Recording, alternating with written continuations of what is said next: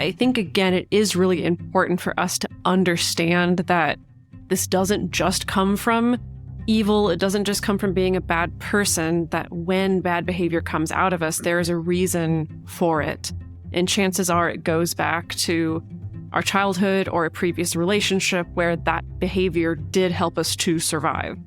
It's not for the purpose of justifying it and saying it's totally okay for you to use this behavior whenever you want, but I do think it's important to be able to understand why we sometimes turn to some weird strategies to get the things that we want from the people that we love.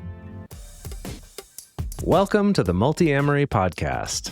I'm Jase. I'm Emily. And I'm Dedeker. We believe in looking to the future of relationships, not maintaining the status quo of the past. Whether you're monogamous, polyamorous, swinging, casually dating, or if you just do relationships differently, we see you, and we're here for you.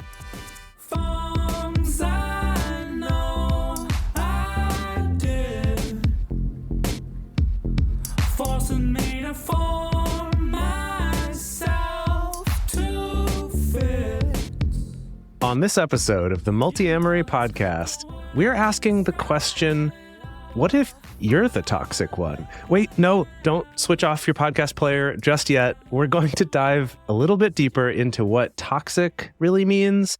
We're going to explore some common bad behaviors, why they happen, and provide some tangible ways to make positive changes without shame and without blame. I know that might be hard to believe. Fingers crossed, right? If you're interested in learning some of our fundamental communication tools that we reference all the time on this show and that can help out in the situations we're talking about today, you can check out our book, Multiamory: Essential Tools for Modern Relationships, which covers our most used communication tools for all types of relationships, not just romantic ones.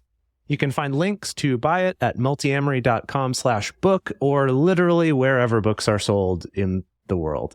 Alternatively, the first 9 episodes of this podcast also cover some of our most widely used and shared communication tools, so you can go check those out as well. What do y'all know about toxic stuff? I think it was a real hot buzzword a few years back. I don't know if it's starting to leave the public parlance or if that's just me not being online as much as I used to. I don't know. Do we see toxicity being tossed around these days? For sure. It's still pretty hot, I believe, in the cultural zeitgeist and in all of the, I think, Instagram and TikTok armchair psychologists saying that your boyfriend or your girlfriend or whomever might be toxic, that toxic friend, and that you should get rid of them. Yeah, I see it often whipped out in terms of you should leave this person because blah, or this is how to get out of a toxic relationship, or your partner's toxic if XYZ. This is how to have boundaries with a toxic person. Interesting. Oh, yeah. I see that one a lot. And what does that mean exactly? Put barriers up to keep yourself safe around a relationship with a toxic person? Yeah, I think it collapses into the whole boundaries are everything phase that we seem to be going through, and boundaries are going to solve all of your problems, that boundaries are the only thing to protect you in a world full of toxic, evil people. May I ask, before we started this episode, you were talking about how this has kind of been percolating in your mind for a while, and you've been, secretly internally writing this episode for a little bit. Say secretly. Secretly internally writing it. We would walk up and say, "Hey, Deds, what you working on?" She's like, "Nothing." It would close her laptop real quick. Here it is now. But is there a reason for that? Yeah, a few reasons. It's been bubbling around in the back of my brain, a number of different things. There was a Huffington Post article that came out a few years ago that was titled, maybe you're the toxic one in your relationship. And so, of course, I had to click on that, right? And it was actually a very thoughtful, interesting article. And so I saved it, and it's just sort of been churning in my brain for years now, ever since I read it. And then that's exacerbated also by working with clients sometimes, where mostly my job when I'm working with clients is to give them unconditional positive regard. If someone specifically comes in and asks me, hey, I need you to tell me if I'm the asshole in this situation, then I will tell them. But most of the time I'm there to be supportive. But there's a handful of times where I'll be listening to someone's story and I will be thinking, I think you're the one in the wrong here. Like, actually, I think you're the one being the bigger jerk here. And I have to really maneuver a way to be able to, I don't know, find a way to express that in as loving a way and supportive a way as possible and try to not alienate somebody. Plus, I also think I go through these cycles, maybe yearly cycles, where I swing back around to, oh, what if I'm a terrible partner after all? And, oh, geez. Have to examine my own stuff, which I think in a healthy way. I would like to believe in a healthy way, and having my therapist helps with that. Having someone to bounce that off of really helps with that. I'm sure. I think toxic falls into this category of certain words that become popular and end up getting presented in a very absolute black and white, good and evil kind of way. You mentioned already boundaries. I think that's one of them, that boundaries were presented as this is a good thing. And so therefore, if I can define what boundaries are, if something meets that definition, it is therefore good. Or with toxic, it's if I can see any behavior this person does, that means they are toxic completely. Or the same thing with abusive, right? Or I'm trying to think of another example of these kinds of buzzwords that come up, that it's something that we use to define an entire thing rather than a behavior or a dynamic or the way this particular interaction went. Not all the time, but I tend to see that trend with this word. Yeah, I would agree. I appreciate that nuance that you're bringing to it, just because, as we've said before, so often we will turn to little snippets on Instagram or a quick episode of something that's 10, 15 minutes.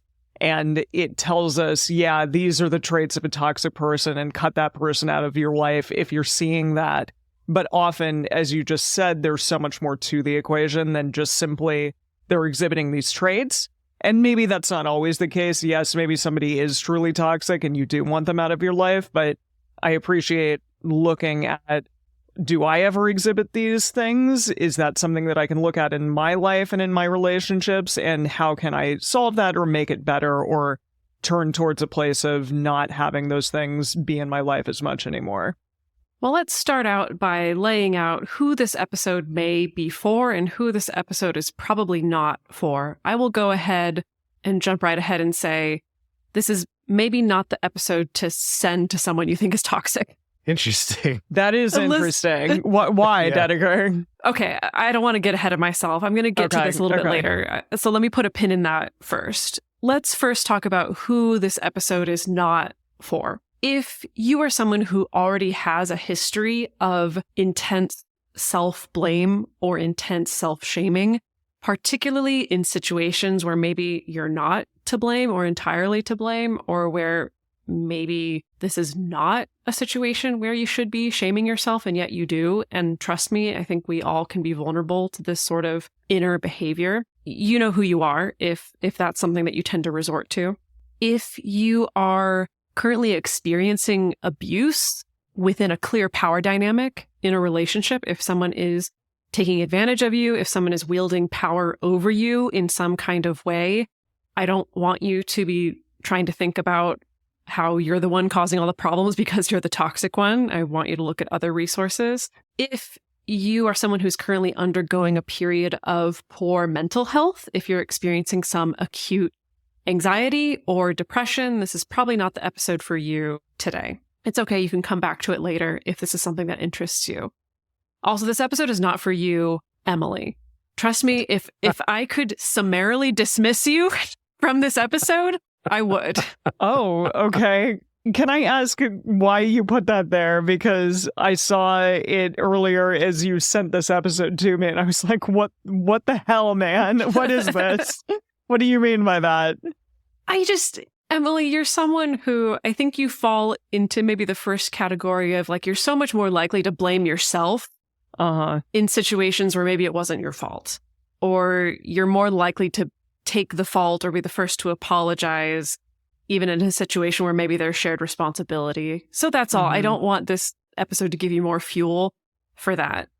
Interesting. And I would go back immediately and say, well, maybe I'm going to learn a lot from this episode, and maybe I'll learn all of the ways that like I could be doing better. But yeah, perhaps a little column A, a little column B. The fact you default to that is exactly what Dedeker's getting at. Fine. Okay. Well, I'm going to be here anyways, and I'm sure I'll learn something. Maybe if it's that I'm simply not toxic. Yeah, you're not allowed to learn anything about your own toxicity. I'm sorry. You're not allowed. Oh, my goodness. Okay, that goes for all of you out there who are similar to me then.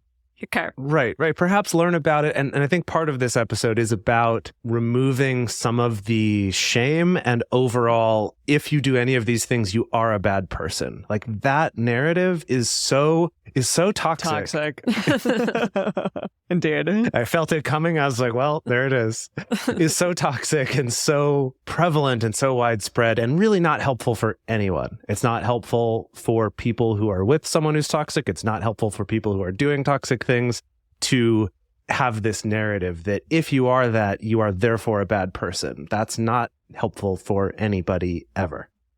Let's talk about who this episode is for. If you're feeling frustrated and maybe disempowered in your relationships, often on a really consistent basis, you may be interested in what this episode has to offer. Also, if you have like a variation of the thought, why won't my partner just shape up? Or why can't they just do what I wish they would do?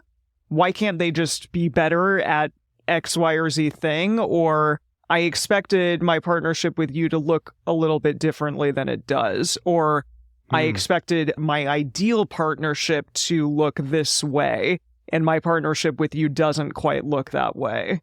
And again, I think it's fine to be aspirational about our relationships, but I don't necessarily think that telling a partner that they should do something that you think would make the relationship better if you acted a different way or were a different person, perhaps, maybe that's a semi-toxic thing to do. I think a variation on this that might be worth exploring through this episode is the thought or even saying out loud something like, well, a blank would do blank or wouldn't do blank. Like, well, a partner would do this or a friend wouldn't do this. And that's not to say, again, not saying those things are always wrong or always something to say, but if that's a recurring theme, maybe there's something there to explore about some expectations or unwillingness to meet a person where they are or communicate more honestly about what it is that you want or what you're looking for. Of course, we want to reiterate that this episode, it's not meant to shame anybody or to gaslight anybody into thinking, oh, it's all your fault and your partner isn't contributing anything to relationship dysfunction. Oh, your frustrations with your partner, you just shouldn't be feeling whatsoever because it's all your fault. That's the complete opposite of what we want people to take away. It was really helpful for me in writing this episode to think about times in the past that I can look back on now and acknowledge, ooh, that was some bad behavior on my part. But then dig under the surface of, well, I don't think of myself as an evil, toxic person. What was going on in my mind? What was going on in my heart? And of course, I can look back and come up with justifications why, oh yeah, it makes sense. I was feeling this way and it felt like my only option was to behave in this way. I can justify it and understand it and also acknowledge that it was bad behavior and that I can move on and do something different. So I think that's what I'm aiming for with this episode, is to not just sweep any bad behavior we have into this category of, oh, it's because you were temporarily evil or maybe permanently evil. I don't know, but to understand so that we can change these things. Yeah, that reminds me of this discourse around jealousy that we often see in non-monogamy. And that, again, often it gets lumped into that category of simply bad or something that we shouldn't be doing. But the way that we've talked about it often on this show is that it's just more sort of data points for what's going on underneath the surface. What are we really getting at here? What's the cause of what I'm feeling or what I'm expressing? And I'd like to think that what you just said could be the sort of positive version of this as opposed to toxicity, that it is just more data points as to maybe I'm acting in this way because I'm wanting something that I'm not getting in this relationship. Exactly. So I think this episode is for you if you're in a situation, maybe you've been frustrated for a long time. Maybe you've been really hyper-focused on what the other person is doing in the relationship, or really hyper-focused on what your metamor is doing or what your parents are doing or whatever. And maybe now you're ready to take a full inventory of what's going on in this particular dynamic that you're stuck on. Really taking an inventory of what is keeping it going and seeing if there are areas where you can be doing your own work. So while we're at it, I wanted to do just a very, very, very brief rundown of the cycle of change framework. So this is a framework that comes up often in a lot of different therapeutic modalities. And it's sort of this way of understanding how behavioral change happens. And it's broken down into 7 stages. It's over the years, it's gone back and forth between like 5-ish and 7-ish stages or so. And so the cycle begins with, the term for it is pre-contemplation.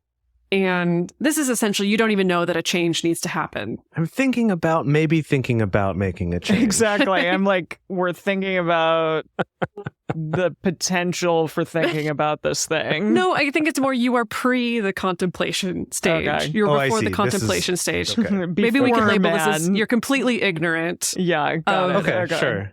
Your behavior, the ignorance impact of stage. your behavior. I'll use an example with this. I can talk about maybe my own relationship to social media, let's say. So in pre-contemplation, I'm just like scrolling, using it at all hours of day, letting myself get really upset or outraged or whatever when I'm interacting with social media. Like I'm not even at the phase of thinking, ooh, maybe this is not good for me. That's the next phase, which is contemplation, which is maybe realizing, maybe a behavioral change could help here. Maybe I need to do something different. I'm starting to recognize the negative impacts that this has on me.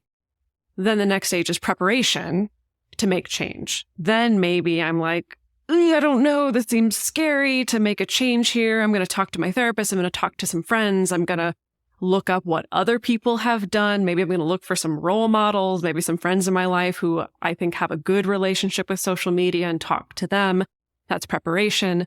Then is action, when we're ready to actually make the change, right? So for me, it was, I'm going to install this Freedom app on my phone. I'm going to really severely limit my usage. But then the cycle keeps going. It's not done there. Then it goes into what's known as the maintenance phase, right? Which is like all the stuff that we need to do to make sure that the change stays in place. What's really interesting is the next phase is relapse, actually, that they updated the model to include relapse, that, to acknowledge that behavioral change is difficult and we do relapse. We do fall off the wagon and then have to find ways to get back on. That's actually part of making a permanent behavioral change. And then the last one they label as termination. Not all models include termination, which is basically, okay, now the change has been made and that's it. A better behavioral change has been made. You're terminating the bad behavior, I suppose. Yeah. But it's a cycle. Like this isn't linear, like we just kind of go round and around and around with the ways that we want to change things in our lives or our relationships or our behaviors. And so the whole point of throwing all that at you at once is that if you're in the contemplation preparation stage of maybe changing a behavior, this is a good episode for you. If you're pre-contemplation, you're probably going to skip this episode, honestly. You're probably not even listening right now. Great. So let's get into some definitions, and then we're going to move into the core of this episode here. So to start out, we've already talked about it a fair amount, but just the term toxic in general is used a lot, but really not very clearly defined. That it's, again, like boundaries, where we often don't have a clear definition of what it means, but we know this thing's bad or this thing's good. And so it gets thrown around a lot. Ironically, it's that we have this term toxic, which we then associate with being bad. And so then we just end up using the word for just anything we think is bad or anything that we don't like. The cross definition between badness and toxicness just get all mixed up with each other. There's some watercolors that have just all smooshed in together. But not that beautiful. Maybe really ugly watercolors. This is when you end up with like that just sort of gray or brown mud color. You can mix red and green together. Yeah. Oh, that was what my smoothie looked like this morning. To clarify, though, a little bit about what we mean when we're talking about toxicity here, this is a quote from Grace Choi, who is a marriage and family therapist based in Atlanta.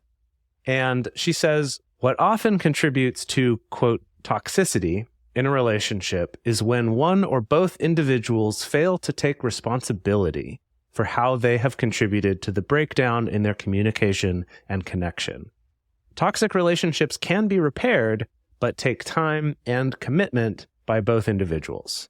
And that's talking about toxic relationships as a label, but I think we can extrapolate that to think about all of this. It's about not taking responsibility or not being aware of some gaps in your own behavior, perhaps. And we kind of talked about that with the, oh, well, my partner should do this, or, well, you're not the relationship I thought you would be, shows that there's kind of this gap in how far I thought I was going to move compared to how far I thought you were going to move. So for the purposes of this episode, we're sticking with a little bit of a amorphous definition of toxic, but it's more about the behavior and the acknowledgement of your own role in things when we're talking about this, not saying you're a bad, evil person. And I really appreciate, again, that she's talking about both individuals and not just one. And that is so often what we miss in just these little pithy statements about toxicity in a Cosmo quiz or whatever, Right. that you don't really get the full picture and potential of maybe what both people are bringing to a partnership. A little over a year ago, we had a episode titled Having a Good Relationship After Leaving a Bad One. And we discussed a list of traits that we use to define bad relationships. And so those were things like extreme codependence, high conflict, and high volatility. Also, dishonesty, inequality, imbalanced decision-making between partners, things like a lot of pressure or coercion, neglect, and then also not meeting a partner's wants or needs. Those are things to kind of think about as we're getting further into this episode. But also, I think if two people are wanting to go on that cycle of change that Dedeker talked about before, I think that you can change some of these things from potentially like bad relationship behaviors to moving towards better or less toxic relationship behaviors. And now for the main event, where we're going to get into some common toxic behaviors, how they happen, and what we can actually do about it to make that change that Dedeker previewed earlier on. But first, we're going to take a quick break to talk about how you can support this show if you find this information valuable and you appreciate the fact that we're able to put this resource out into the world every week for free. And the way to do that is just to take a moment to listen to our sponsors, see if any sound interesting to you. If they do, check them out. It does really directly support our show and helps us to keep doing this. So thank you so much. And we're back. So this whole second half of the episode, we're going to be talking about 4 common toxic behaviors, or at least 4 common, I guess, umbrella categories of toxic behaviors.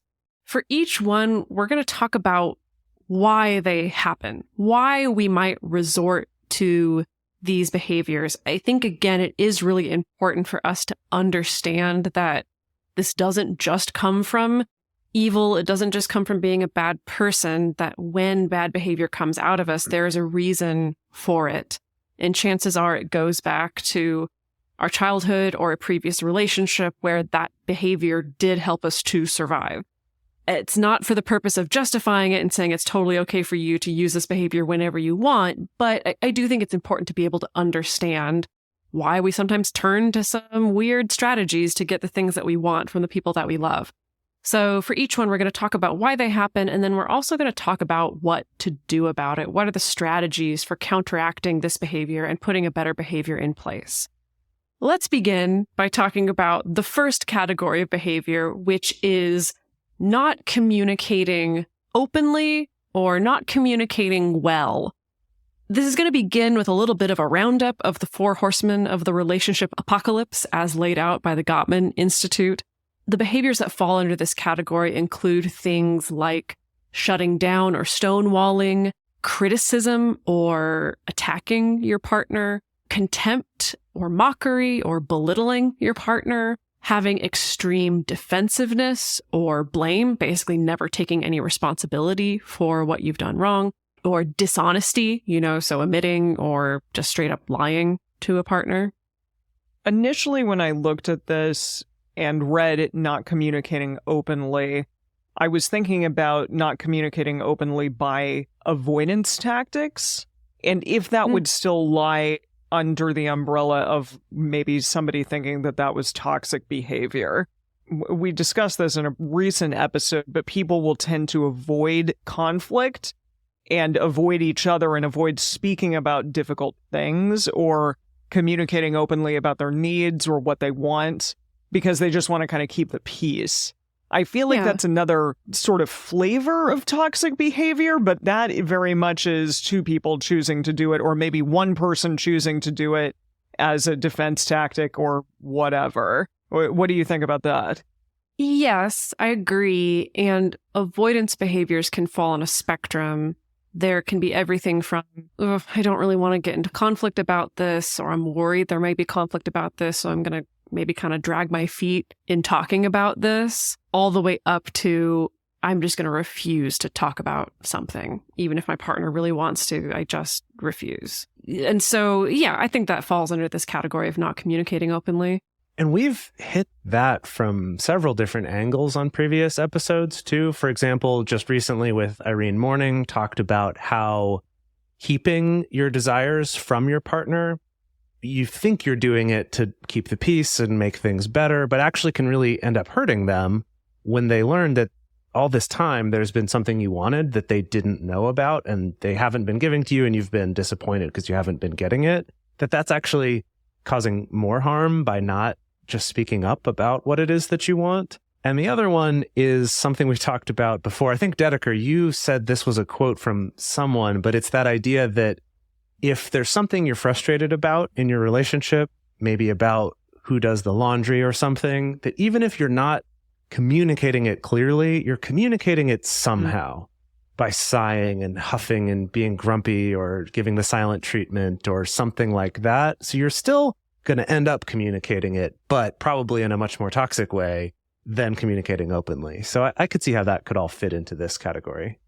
Yeah, so that was from Eve Rodsky's book, Fair Play. You were just teasing me for referencing it so often, and there it is again.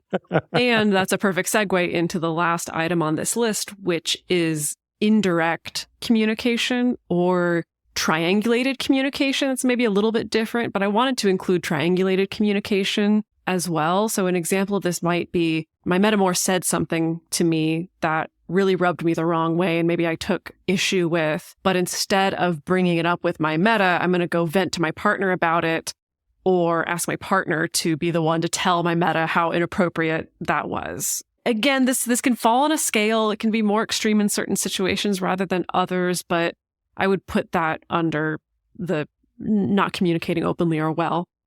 Even without including metamors in it, this I see happen constantly with in-laws or other, family members of partners.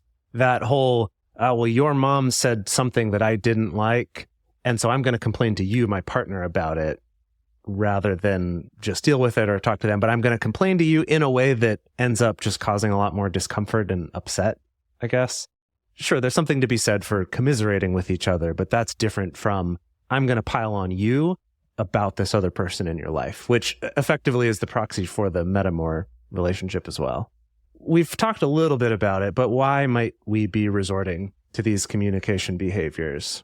There is a longing or unmet needs and wants underneath that are not getting expressed, as we've talked about. This could be a pattern left over from your family. Maybe you grew up in a family where people didn't express their needs clearly. I would say that's probably most of us. Maybe I'm biased because of my own family, but I feel like direct communication about our wants and needs is not a terribly common behavior that gets modeled for people. Maybe that's changing. That would be wonderful. Can I just ask, who's the person out there with the perfect family, and are they perfect? What's going on there? I don't know. It's always something. It is always going to be something. It is always something. Yeah, but good for you out there who have the perfect family. Well done. Some of these behaviors can also make us feel like we're regaining power. Even if we're doing it in not the healthiest way, it can make us feel like, oh, well, I'm getting some power back by giving this person the silent treatment or by blaming them for something, especially if we feel vulnerable and scared. That sometimes lashing out and putting someone else down could make us feel better in the short term. It can also prevent us from having to be vulnerable and being honest and transparent, or having to apologize or take ownership for our actions, right? If I did something bad, it's a lot easier if I can blame you for at least part of it than just taking responsibility for it. It also may have never felt safe for us to really be who we are or to say what we really feel. Maybe in a past relationship that was received negatively and we were told we were wrong to even want those things. Or maybe, ironically, that we were bad, that we're a bad person for wanting those things, and that now we're doing these behaviors because we feel like we don't have another option. And we could also just be overwhelmed. There could just be too many emotions clouding our judgment, making it hard to choose something that's more effective and more, I would say, conscious and intentional. One of the biggest reasons why we created this podcast was this question of how do we communicate more openly and better with our partners and with the people around us. And we have to look at what's the antidote to these things. And the truth is, a lot of the things I'm about to say are really interchangeable. They can overlap. There are a variety of ways that you can communicate better, and you can use these in a variety of scenarios. But if you find yourself stonewalling, for instance, maybe try to emotionally regulate or halt. Maybe if you're getting in a fight with your partner and you find yourself doing some quote-unquote toxic behavior because you are so charged, perhaps now is the time to say, okay, I'm halting, I'm stopping the conversation, I'm going to walk away and emotionally regulate, and then we'll come back after a time when we feel like we are physiologically in a better place to have a conversation in a much more calm and respectful way. If you find yourself criticizing, a tactic that you can use is to talk about your own feelings, do things like NVC, nonviolent communication, or clean talk, where you're speaking about yourself and your own observations of self and your own feelings in the moment, as opposed to placing judgment or blame on your partner. Also, contempt. If you find yourself feeling contempt for your partner, maybe build some appreciation and respect into your relationship, and kindness and assuming good first rather than getting upset and blaming your partner and getting annoyed immediately. Things like defensiveness and blame. Yeah, just maybe work on that one. Maybe, again, apology and taking ownership. That's a tough one. Even if you're only able to take responsibility for something tiny within the interaction that you just had with your partner, start there. Like, that's something. It is a muscle that you have to work on getting better at that, because it does take time, but it's absolutely possible. That's one that I think is very effective to work on outside of the situation where you're having to admit you did something wrong, but in other conversations to bring up, this is something I'm scared of, or this is something that in past relationships, if I admit I did anything wrong, that means I've lost everything and I've admitted that everything is wrong with me. So bringing that up beforehand can also help you in that situation where it's more difficult and more charged. If you realize that dishonesty has crept into your relationship, maybe identify what holds you back from being fully honest, or what you feel is at risk by being fully honest. We got into this a lot in our episode on honesty, which happened just a little bit ago. It was Multiamory episode 430. So go take a look at that again and maybe look at, what's going on there with this honesty thing. Why is that not my first response with my partner? Why do I feel like I want to hold anything back? And then that indirect communication thing, get clear on what part of the issue is your part and what is somebody else's part. And maybe have the courage to initiate uncomfortable conversations or step out of those conversations that need to be happening between two people that are not you. Maybe let them have their thing and stop being the go-between. Yeah, I'm glad you pointed that out. I want to move on to the next umbrella of behavior here, which I identified as having a dysfunctional relationship to your own emotions that I think can cause some weird, not great behaviors. So this could look like taking negative emotions out on your partner, sometimes in explosive ways, sometimes at times where it's not even relevant to them. So this can look like coming home from a really stressful and frustrating day at work and then immediately taking that out on your partner, being really shitty to them or immediately jumping into poking at them in some particular way. Related to this is emotional projection. So that could be if you're having a negative emotion, you project that onto the other person. So like, maybe I'm experiencing some jealousy or envy, but it's too vulnerable to me to admit that. And so I sort of manufacture an accusation that, oh no, it's my partner's the one who's actually jealous and envious, and they're the one who's causing the problem. This could look like avoiding processing emotional patterns. So this could be someone who has some, maladaptive ways that they deal with their emotions, but they also completely avoid any awareness of that or diving into that. So there's, no sense of figuring out, where does this response come from? What soothes this response? How can I set myself up so that I have a better response later on? Maybe even not even acknowledging the impact that your negative emotional responses may have on the other person. And if we talk about why we might resort to this or why this might happen, there can be a number of different factors that contribute to that. We may never learn emotional regulation in the first place in our upbringing. We may never learn healthy ways to cope with big feelings. We may have grown up in a family of origin where if you had a big emotion, your caregivers had an equally big emotion, and it was like throwing gasoline on the fire. Or maybe you grew up in a family where if you had a big emotion, then your parents would just send you to your room and just ignore you until your emotions went away. And maybe that didn't arm you with the best tools for being able to cope with stressful circumstances as they're happening. So that's one factor that can contribute to this. Another factor could be being chronically low on resources, which intensifies our feelings. And when I say resources, I mean a lack of sleep, money stress, going through job insecurity or housing insecurity. It's also this unfortunate cyclical thing where existing relationship stress can produce more relationship stress because you're not necessarily getting the same sense of security and fulfillment and validation from your partner. And so that makes it even harder to be able to deal with your own emotions or things like that. Or this could all be pointing towards some unresolved trauma or shame, some kind of deep work that hasn't been done yet. And I think there's a couple of different antidotes for this. In Martha Kauppi's book, Polyamory, A Clinical Toolkit for Therapists, she talks a lot about what she calls the skill of holding steady when in conflict. So being able to sit with uncomfortable feelings and still listen and communicate at the same time.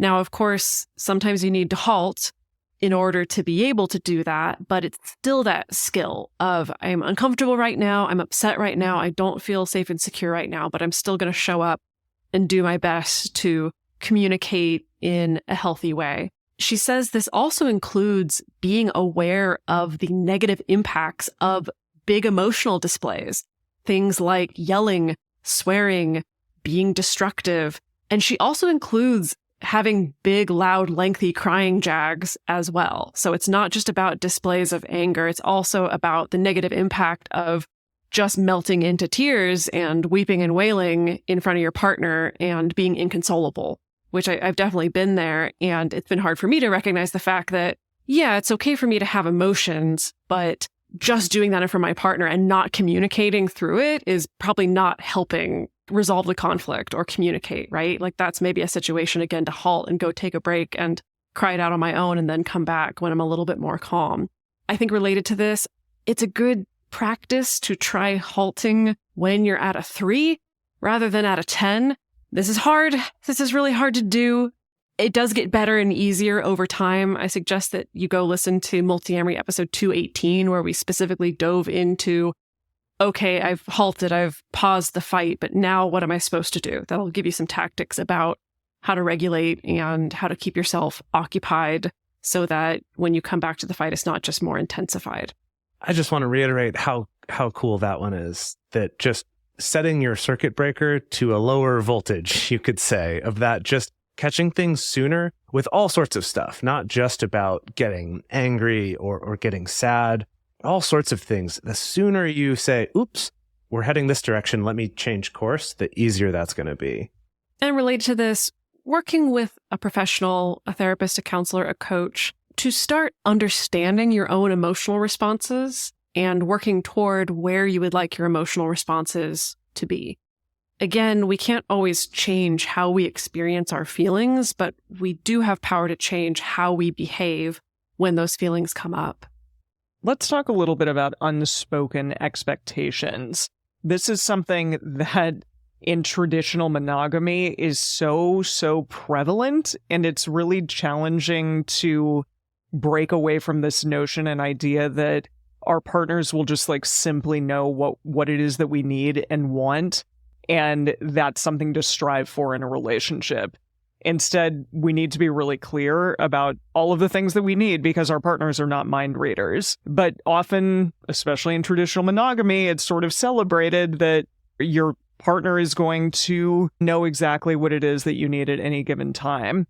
And sometimes, I think in the more toxic situations, we may start putting our partner to the test and testing what it is that, do they really know me as well as they should, or as well as I hope or think that they do?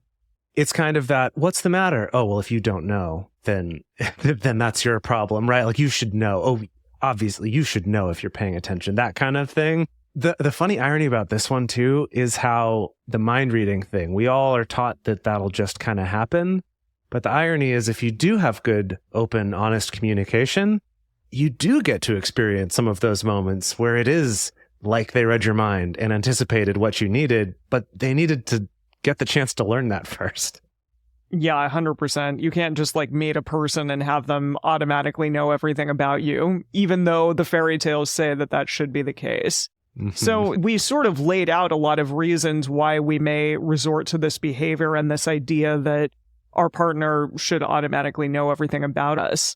We may have a particular story about how the relationship should be, and that can be influenced by our culture or our family and friends, past relationships. This idea at large that we live in a fairy tale world and our fairy tale prince or princess or whomever should come along and be the savior of our life, and they're automatically going to know everything about us. We may also want to avoid the vulnerability of directly expressing what our expectations are and avoid this risk that our partner may say no to those expectations or those wants or those preferences or those needs, whatever they may be. Additionally, we may have old relationships in our life where we did really groove with a person and we vibed with them and our expectations were met when we didn't have to ask for them or say anything for them, and expect that all good quote-unquote relationships should be that way. So when you get in a new partnership, you may wonder, why do I have to voice what it is that I need with this person when I haven't had to do that in the past? And finally, we may just not trust that a partner will come through for us, and so we may test our partner or exhibit those testing behaviors to see whether or not they really truly know who we are or what it is that we want, which I think is and can be a pretty toxic behavior. So what is the antidote for this one? One place to start is to take an inventory of what does work for you in relationships, or what are behaviors that you do expect from yourself as well as your partner, or what are certain roles that you expect there to be between you in your relationship, and actually get clear on what those are. Because it's possible that you might be frustrated because you're not getting certain expectations met, but you might not even know consciously what those are. And so there's a chance that as you write those down, you may realize some of those are unreasonable. Once you actually write it down or say it out loud, you might go, oh, yeah, that is a little bit fairy tale. Maybe that's not realistic. And then others that do seem reasonable helps you know what it is that you want to express and talk to your partner about, because they might have completely different ideas of what relationships look like, what partners are, things like that. Also, encouraging reciprocity with your partner. So the other side of this is, how can I learn about your expectations? And the best way is just having clear communication about it having something like a radar where you sit down regularly and talk about these instead of trying to get it all out at once. Because it's very possible neither of you are very clear on all of these things, or you might discover more that you weren't even aware of as you go. So having something like a regular monthly check-in can be a really helpful way to go over those and just get clarity, especially if you're starting to realize we might be off on some of these expectations. And what's really cool is when you can do that and come together as a team to say, wow, look at that. Let's figure out which of these we together actually want and can give to each other and are willing to give to each other. So then we at least have a starting place of us as a team. So again, this is not to say that you're a terrible person if you don't voice your opinions or your wants or needs, but that relationships are different. And especially when you're in non-monogamous relationships, each one of those is going to be different. So you can't simply just expect all of the expectations to be the same amongst each relationship. And now for the fourth and final of these overarching categories is control and manipulation. So this can look a lot of different ways. One example is either covertly, secretly, or overtly controlling finances. So what your partner spends money on, what the two of you value for money, but this is coming mostly from just your side. This could be covertly or overtly trying to control who your partner spends time with, how they behave, what their interests are, what they do in their free time, what their personal life looks like, what their work life looks like. There's a lot of different ways that this can look.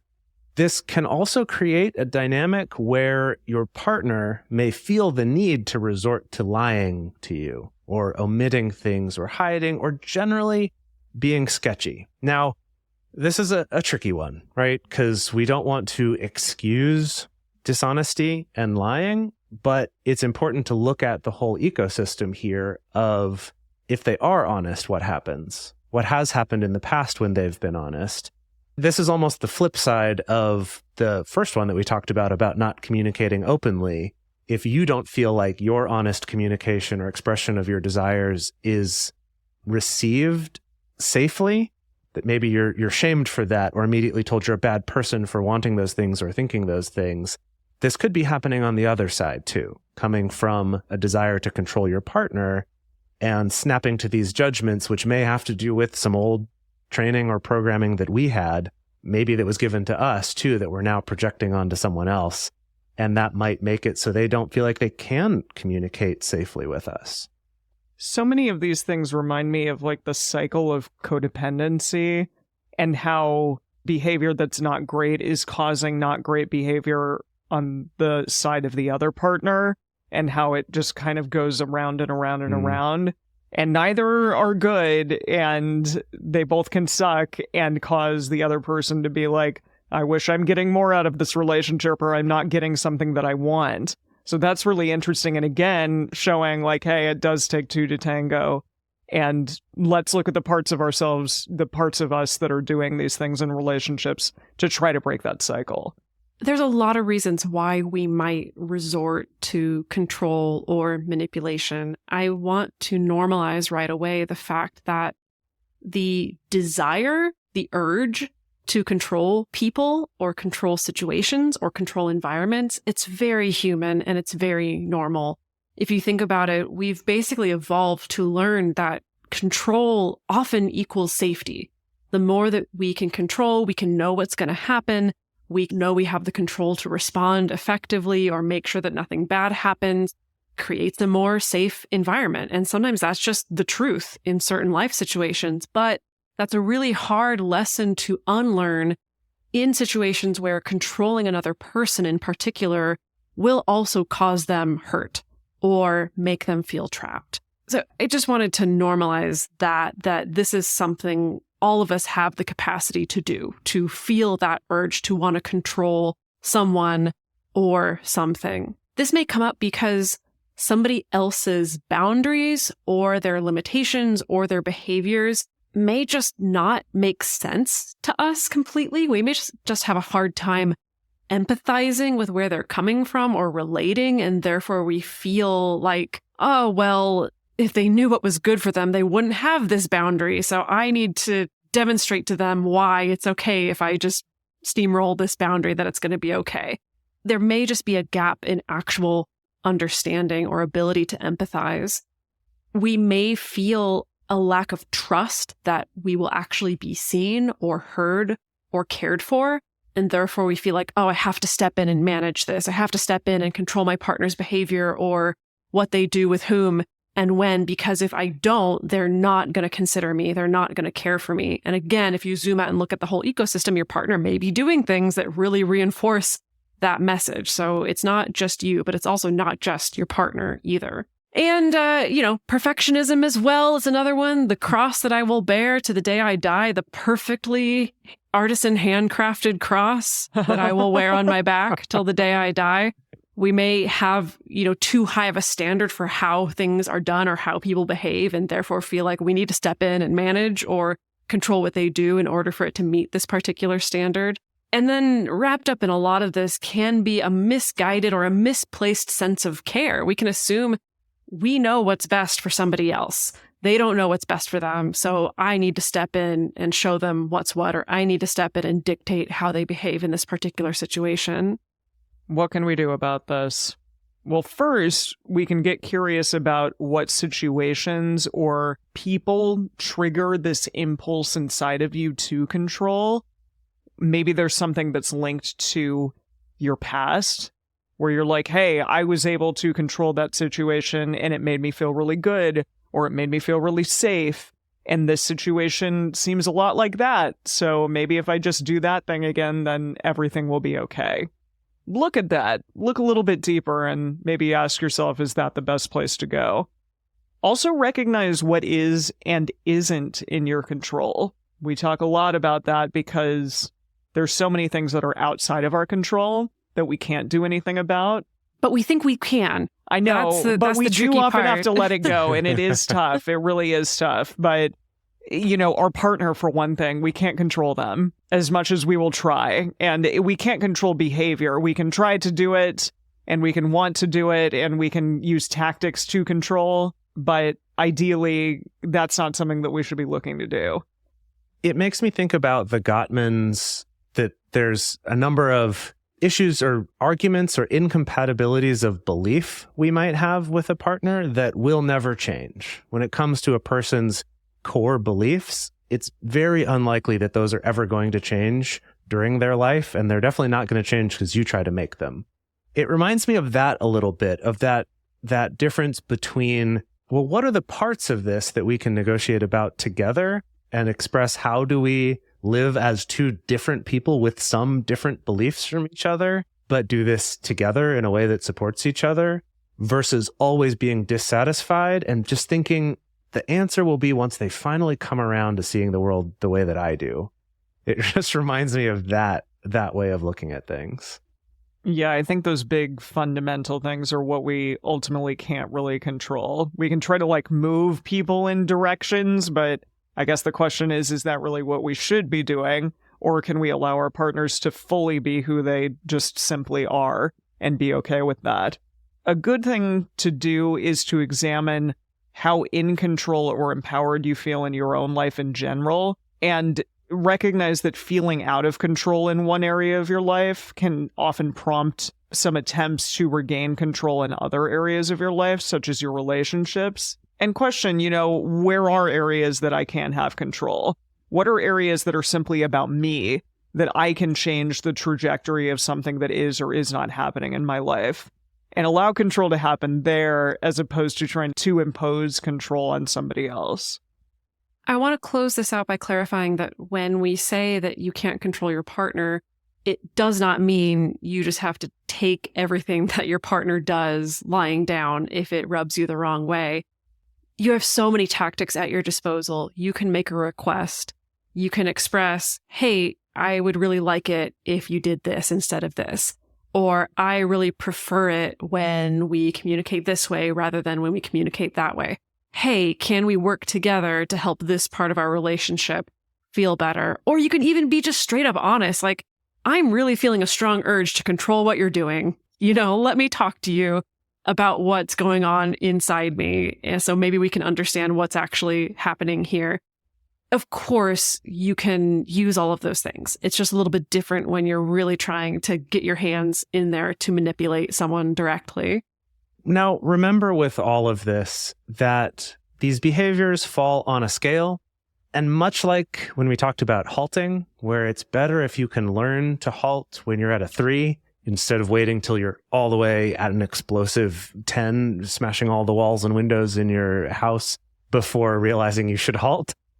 And that with these same things, it's that the sooner you can catch these or start to notice, oh yeah, okay, I might be doing some of this. Let's open up communication about it. Let me do these steps we've talked about to examine it and figure out what's me, what's them, what is something where I should have an expectation of these and I should express it to them. And if they don't do it, maybe this isn't a good relationship for me. And it doesn't have to mean that they are a toxic person or that you are a toxic person. It may just mean this is not compatible on a fundamental level. And that can really suck to realize, but that may be the truth. But the sooner you can observe these things and notice them and start to actually look into them, the sooner you can work on those together and you can do it in a way that's healthier. One great tip for this is to talk to a therapist or a counselor or a coach or a trusted friend, someone that you can trust to give you a reality check and to be clear what you're looking for. Dedeker teased this earlier, but most therapists will not assume that you want to be called on your bullshit unless you tell them that's what you're looking for. Because a lot of times their job is to be the one person who's always in your corner. And so you need to be clear. I'm really trying to figure this out. Which of this is me? And they might help to give you some of that outside perspective. Just go on Reddit and do the Am I the Asshole? In case of emergency, if you really want to throw yourself into the deep end, do the Am I the Asshole subreddit. People will tell you. Yeah, there you go. We hope this episode was helpful. We hope that it hits you at the right time. We hope that this offers some insight, and we would love to hear your thoughts on it. So on our Instagram stories this week, we're going to be asking this question. What is a toxic behavior you have shown in your relationships? That is an anonymous forum, folks, so you can go nuts. Tell us all your dirty secrets. I mean, really, though, I think that being honest about this stuff helps to normalize it, not in a sense of, oh, everyone does it, so it's okay, but in a sense that, oh, I'm not just a horrible, evil, shameful person. I can recognize where I've done things wrong and how I can do things different in the future. So go check out our Instagram stories to respond to that. Also, the best place to share your thoughts on this episode with other listeners is in the episode discussion channel in our Discord server. You can also post about it in our private Facebook group. You can get access to these groups and join our exclusive community by going to patreon.com/multiamory. In addition, you can share with us publicly on Twitter, Facebook, or Instagram. Multiamory is created and produced by Jase Lindgren, Emily Matlack, and me, Dedeker Winston. Our production assistants are Rachel Shennework and Carson Collins. Our theme song is Forms I Know I Did by Josh and Anand from the Fractal Cave EP. The full transcript is available on this episode's page on multiamory.com.